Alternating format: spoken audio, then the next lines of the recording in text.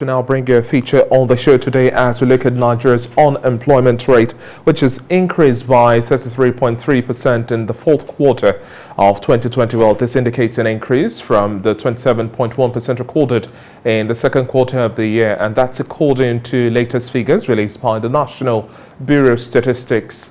The underemployment rate also declined from 28.6% in the second quarter of the year to 22.8% in the fourth quarter of the year under review. Now, the report also shows that unemployment rate among rural dwellers was 34.5%, higher than what was recorded in the second quarter of the year 2020, which was pegged at about 28.2%. And according to the report as well, a total of 122,049,400 individuals is said to be economically active or working age population between 15 and 64 years of age during the reference period of this survey. Now, this is 4.3% higher than the figure recorded in the second quarter of the year 2020. Well, joining me now via Skype to discuss this development and much more, I have the Chief Executive Officer of Kairos Capital, Sam Chidoka. Good to have you on the Breakfast Show this morning. Hi, David. Good to be here. Thanks for having me. Now, with the report we are having from the National Bureau of Statistics, at 3.3%, it's not coming as a surprise. Looking at the impact of the COVID-19, we've seen a series of job cuts follows and a whole lot more. Companies have run bankrupt. They had to lay off staff. So, well, this isn't coming as a surprise. But what do you make of the intricacies of the figures that we have, still taking into consideration the COVID-19 pandemic and other systemic issues that have always affected our ability to employ? Yes, so you're right. Ours is a mixture of lots of things happening at the same time. So yes, there was the COVID-19 issue. Last year we had a bit of lockdown across the country, and mainly in Lagos and Abuja. And you know, Lagos is the commercial nerve center of the country, and so you find that affected businesses and all of that. But towards the end of the year, there was a lot of easing, and businesses were able to come back to work. And then today, we find that many more businesses are back to work. But if you add that to the fact that we've had insecurity as well pervading the nation, and makes it difficult for people to move. So anybody whose business involved interstate movement in some states, in some areas in the federation, would have had an issue because of the insecurity problem that we've had as well. So all of that has contributed to the growth in numbers of unemployment that we've seen. But there's something worrisome for me. What is worrisome is the youth unemployment. Whilst we're talking of a 33% unemployment rate, those between the age of 15 and about 40, we're talking about 42% unemployment. When you have largely a youth base of unemployed people, then that's a situation that might lead to more insecurity in the nation. So this is something we have to tackle very quickly.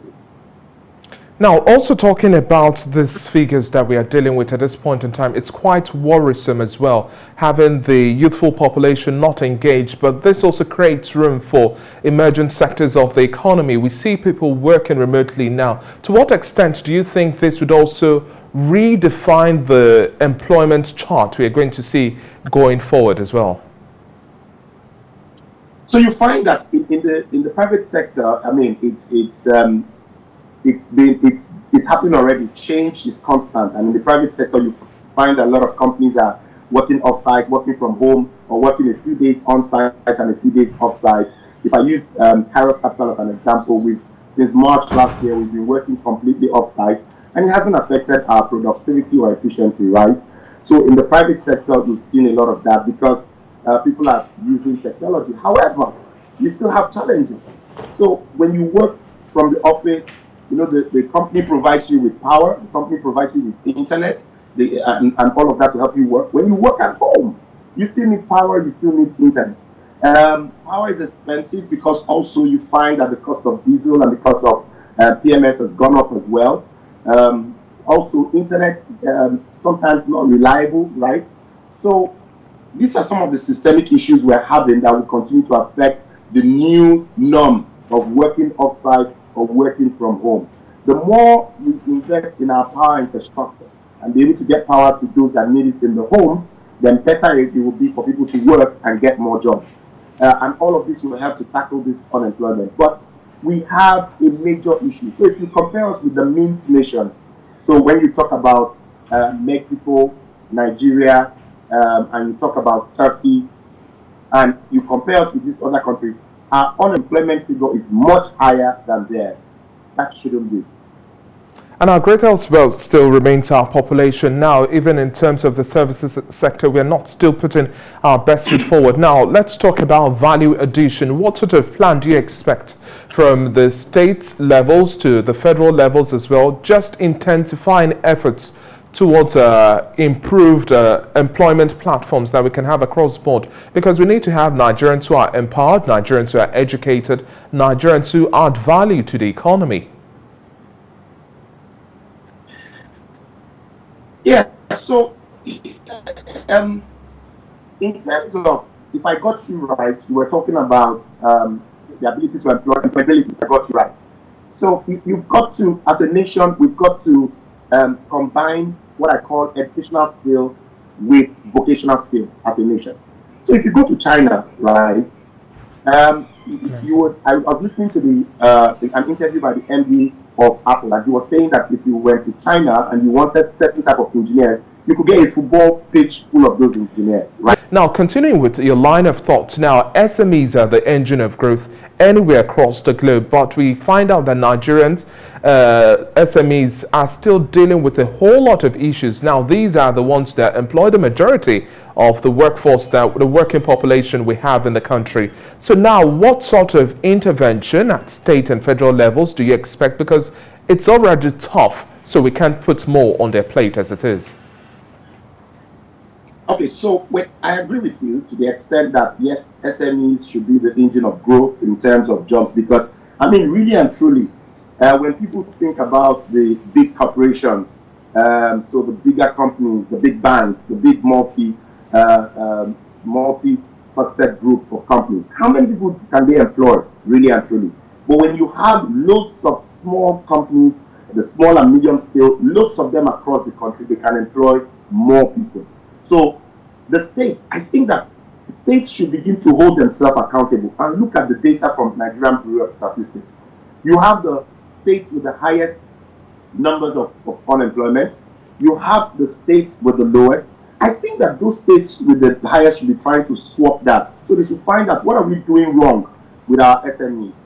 Do we have issues of double taxation? Do we have issues of them not being able to set up? You know, in some states in this country, if you set up a small shop, you will pay local government taxes, you will pay your TV taxes, radio taxes, you will pay whatever union is associated, some union taxes, then you still come back and deal with taxation at the federal level. All of that becomes too much for people to set up businesses, so we need to look at that. Also, we need to look at cost of capital. When you have a problem with capital formation and cost of capital is quite high, it becomes difficult for SMEs to be able to get the capital they require to start businesses. So most SMEs find it difficult to borrow money from the conventional banks. So you find them borrowing money from microfinance banks. And if you check the microfinance bank, you have an average cost of 50 to 60% per annum in getting capital. How do you survive?